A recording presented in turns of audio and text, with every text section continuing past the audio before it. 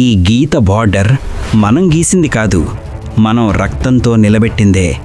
వాళ్ళు గన్స్ తీసుకొచ్చారు, మనం గుండెల్లో అగ్ని తీసుకొచ్చాం.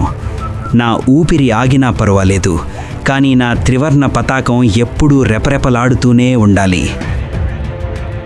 సరిహద్దుల్లో నిశ్శబ్దం దాగి ఉంది, కానీ ఆ నిశ్శబ్దం వెనకాల తుఫాను దాగి ఉంది.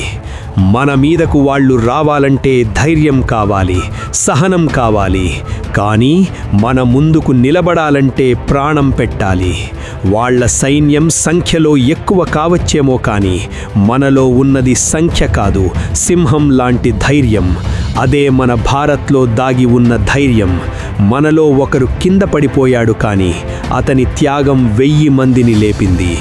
మా బజరంగి, వానర, కాళభైరవ సైన్యాలు పాకిస్తాన్, చైనా, బంగ్లాదేశ్, శ్రీలంక సరిహద్దుల్లో అడుగుపెట్టితే 5 పంచభూతాలు కదిలి వస్తుంది. మీరు ఎంత వెళ్ళి మీ లీడర్కి చెప్పుకో, మరొక్కసారి భారత జోలికి వస్తే శివ శివ తాండవమే అని చెప్పమన్నారు అని. అర్థమైందా? ఒక్కసారి భారత సైన్యం గర్జిస్తే శత్రువుల గుండెల్లో వణుకు, భయం పడుతుంది. ఇది మన భారత పౌరుష్యం, ధైర్యం.